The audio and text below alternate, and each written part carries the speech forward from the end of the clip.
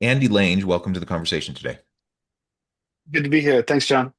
It is a real pleasure to be with you. Where are you joining us from? I'm in Dallas, Texas currently, in an office in North Dallas. Nice. I love Texas. I love Dallas. It's been probably 6 months or so since I was last there, but great to have you joining me. I'm south of Salt Lake City in Utah. Today, Andy and I are going to be talking about the evolving role of HR leaders. I think this is an incredibly important and timely topic, especially in the midst of kind of the AI revolution and all of the disruptions that are occurring. The whole landscape of work is shifting. And of course, all of that has huge implications for leaders generally, but particularly for people and culture, for HR, for people management professionals. It's incredibly important to be thinking about how all of this is, the ground is shaking and shifting below us and around us, and we have to have new strategies for how we're going to be approaching things in the future. As we get started, I wanted to share Andy's bio with everybody. Andy Lange is the Senior Vice President of People at Take Command, bringing over 15 years of combined HR executive leadership and operational experience.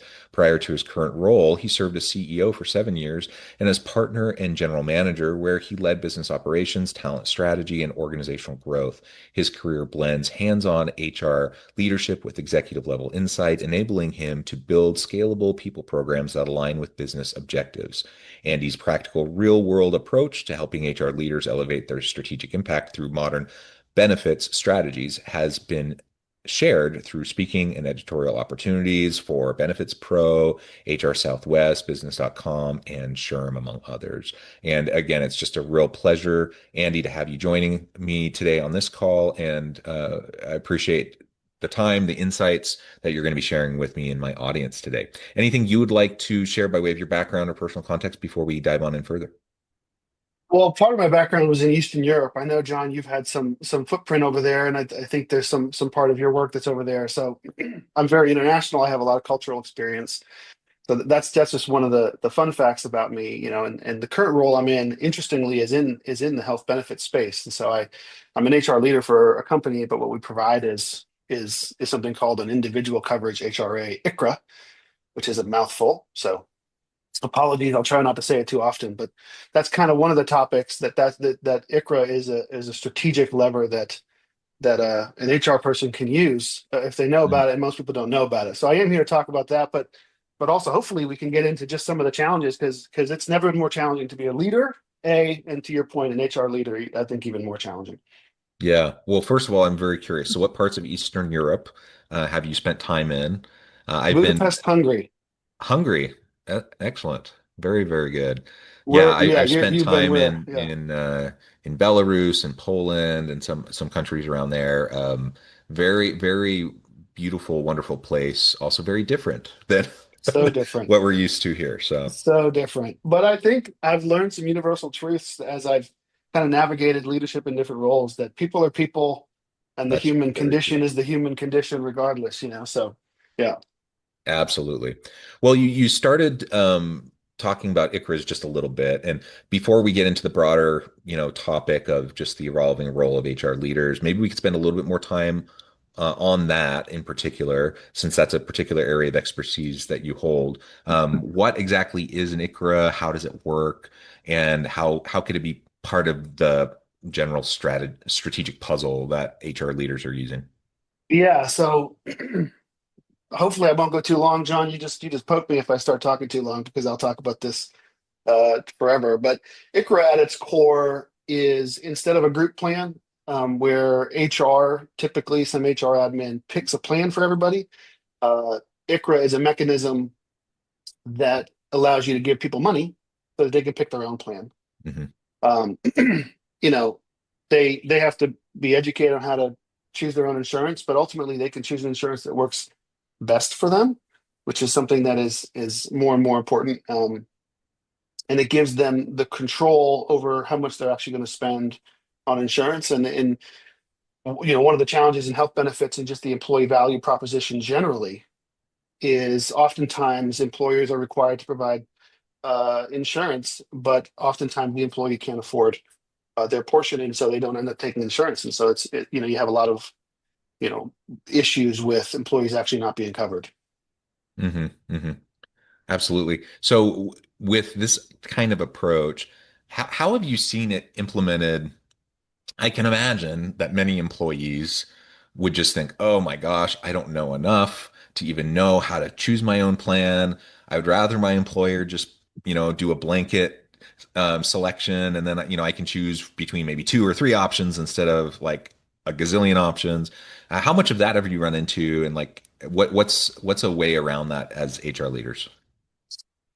I mean, maybe I'll just zoom out, a little bit, and I'll maybe talk about just the employee value proposition. Mm, Because, and for those that don't know, that is, I'm going to give you something in exchange for something. That's what a value proposition is. And so, an employee value proposition is you're going to come work for me and give me your time and your energy, and I'm going to give you something in return. And there's kind of two parts to that employee value proposition. There's something that's very tangible and measurable. So, your pay, your insurance, what the policies are, hybrid, remote, how flexible is the work, time off, etc. So that's something that costs the business money. And then there's this intangible part, which is that belonging and meaning and hmm. purpose and the sense of accomplishment.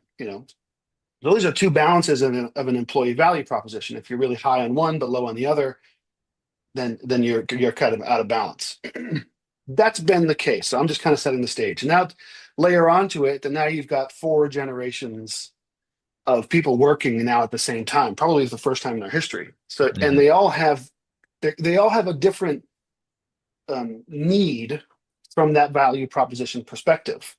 So if you think of that scale, if you have boomers, they are heavy on healthcare. Their retirement's going to matter a lot. They're going to need the stability. It kind of moves through Gen X to flexibility, but family support is really important, and career security stays. But millennials and Gen Zs, it drops off drastically. And these people need meaning and purpose. And I talked to an executive the other day. He says, I wake up every day hoping that I'm fulfilling my purpose. He has Hmm. kids. He has a job and he's trying to go make money, but that's not what he talks about in the morning. And so that when you go think about health insurance and you try to pick a health insurance plan for a group of people like this, it's very difficult to do. And it's becoming increasingly more difficult. So, at what Take Command, so we eat our own dog food, so we provide the ICRA, but we also participate in it. So, what I have seen personally is that regardless of kind of what is important to you, you can sit down with somebody from our team and they can walk you through what your needs are and find a plan that works. And you can check the health insurance box, which is important on the employee value proposition.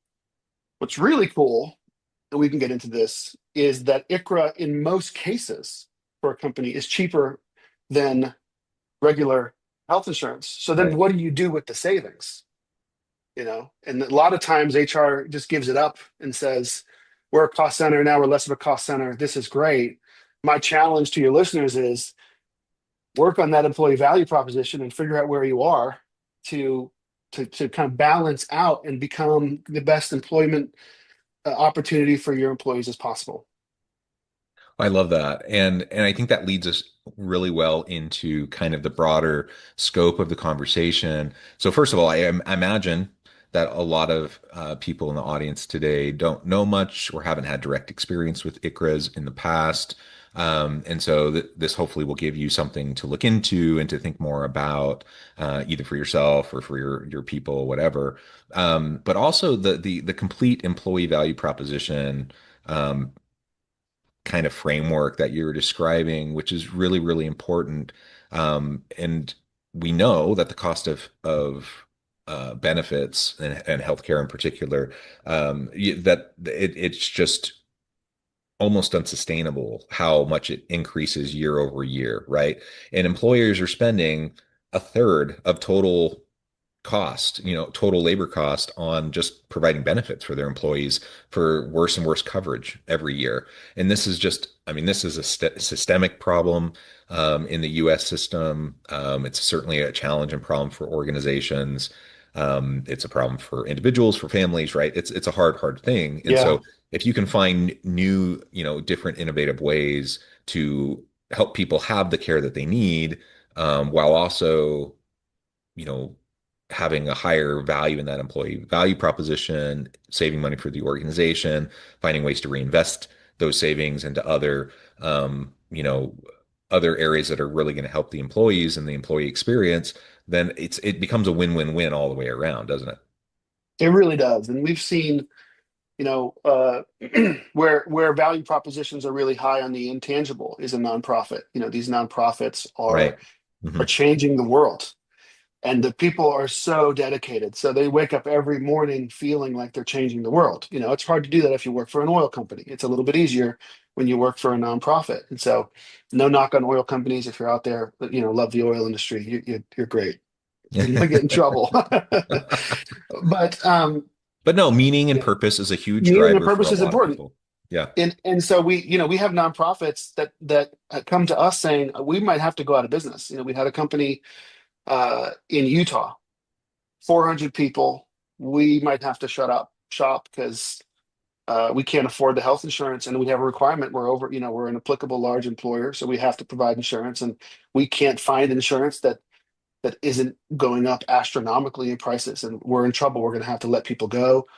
And they went to ICRA. Not only could they, they saved money, so not their prices didn't go up. They actually saved money, and they end up getting a 96% satisfaction score on their surveys. Good for them. Not everybody gets that result. So that's like a big picture.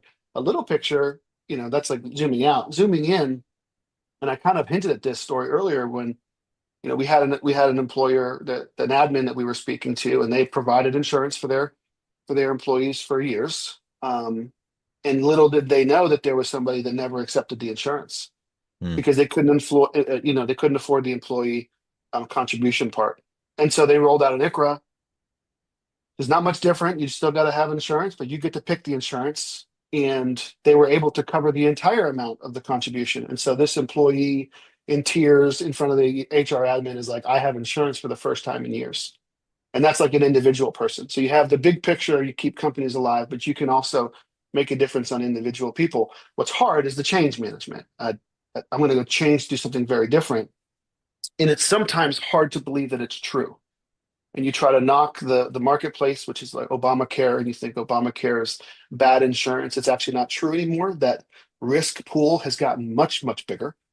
So you think there's a group of millions of people now instead of your 400 person group. There's millions, and the insurance is actually becoming very competitive and actually really good in some states. So if I was to counsel somebody listening, you don't have to know much about ICRA. Know that it's an option. Start asking whoever it is that's your benefits consultant. Ask them to go look into ICRA because it could be this magic pill that you had no idea you had to really work on your employee value proposition. And I wrote this ebook recently, um, and we'll plug it at the end. Hopefully, you can put a link in the bio, maybe. But this ebook is trying to spark some of the ideas of what you can do with the savings, and not just save the company money, but actually really boost your value proposition and continue to change the world. I mean, that's the way I look at it. We want to keep changing the world. Yeah, yeah, absolutely. Well, wonderful. I appreciate more of that background and considering this as a piece of the overall puzzle. Like there's all these different things we can use, different levers we can use in creating strategic value for our organizations, for our people. That employee value proposition that you mentioned. Um, let's now zoom out a little bit and talk a little bit more generally about how this as one piece among other pieces, how does that influence the evolving role of HR leaders and how they're balancing business value with employee benefits as we move into this increasingly complex, um, you know, constant change environment in the workplace? I mean, it's so.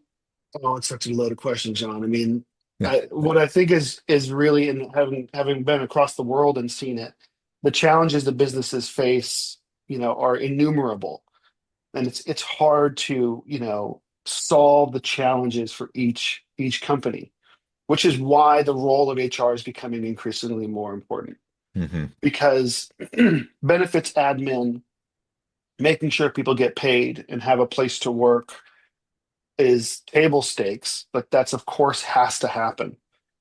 But how can you do that and be a strategic partner to help solve some of the business problems? And a lot of HR folks feel like they're not heard, but they see everything. They're more in touch with the real resources of the business than probably anybody else, being the human resources. These are the people that are driving the work. And IBM did a study in 2016, where they 23,000 people, and they studied this thing that they call the Employee Experience Index, and they asked a bunch of questions and tried to be scientific. And what they proved is what every HR person knows, that if the employee experience is high, then their discretionary effort is high.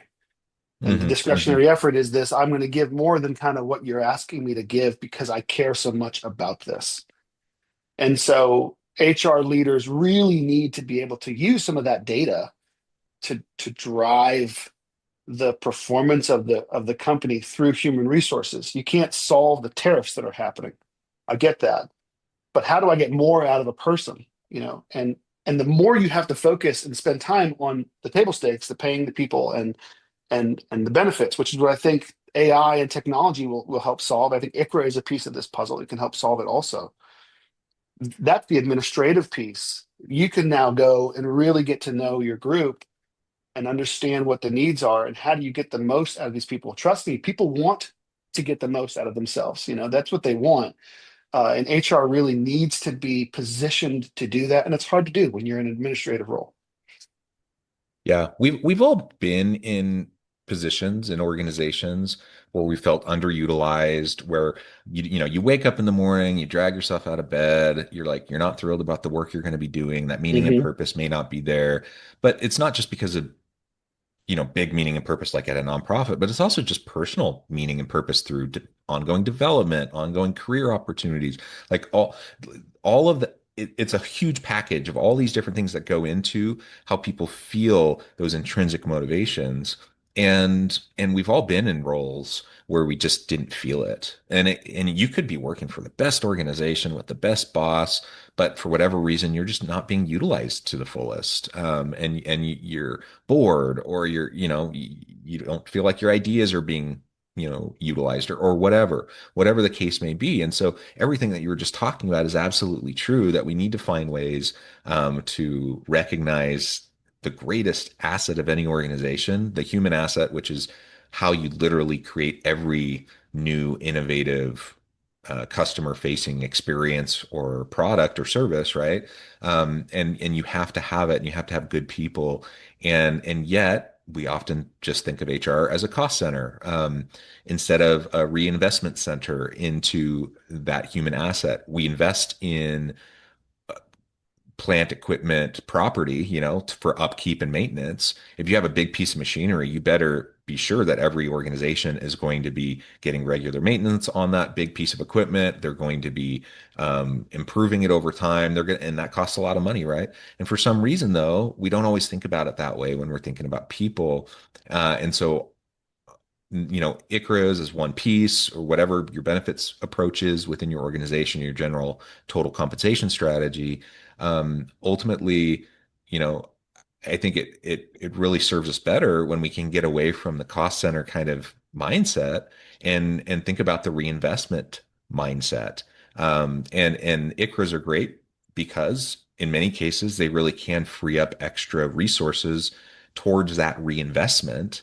Um, could you maybe give us some examples that you see of employers, who are taking any ICRA savings and reinvesting it back into their workforce to reinvest in their people, to increase that competitive advantage that they might have?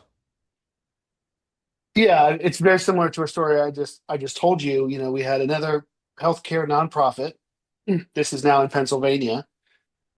Considerable, because they moved to an ICRA, considerable savings. So they were Hmm. able to contribute to an HSA, which they weren't doing before, Hmm. save $1.5 million total, and removed all employee contributions. Yeah. So that is a huge boost. What I want to add, though, and I know that this is I've listened to a few of your other recordings. The business side and the human side from my perspective, and I think from a good HR perspective, are not disconnected. They are the same. Right. If I as an HR person can find a way to help the business pay for that new machine that we need, as a a partner to the business, not pushing it away and saying I care about the people nobody else does. It's Right. such a misconception that finance doesn't care about people. Every finance person I've met that passionately cares about people, but they have a job. And when you can rightly relate to the group around you, and part of that is getting out of this mindset of, yeah, we're a cost center, but nobody listens to me. I'm just HR. I'm just an administrative role. And I would challenge anybody. What you're doing is more important than probably the most important role in the company. And I think we know it on this call. And you might be working somewhere that doesn't feel that way. And Hmm. I understand that, but it is. Be secure in that and go into meetings as a partner to the business to solve the business problems, not just advocate for people. I don't think they're separate. I think they're the same. And when you can insert yourself like that, you just become so influential and important. And it doesn't mean you have to. We had one lady save enough money, she got a bonus. So I'm not saying you're always going to get a bonus, but that can also happen. But you just become more influential, and that's what we need HR people to be. Not for our careers, but because these are people, and this is what is the most important. To your point, when we wake up in the morning. Absolutely. Well, Andy, this has just been a fantastic conversation. I know we've only scratched the surface. There's a whole lot more to be said about ICRAs, about really, total compensation strategy, Yeah. motivating and reinvesting in people. Huge topic, lots of things that could be explored. But if people in the audience wanted to learn more about your company, about ICRAs, what would be next steps? And then we can wrap up for today. Yeah, I would, I think you can go to takecommandhealth.com is our website. There's a link to the ebook that I wrote that might be interesting to you all.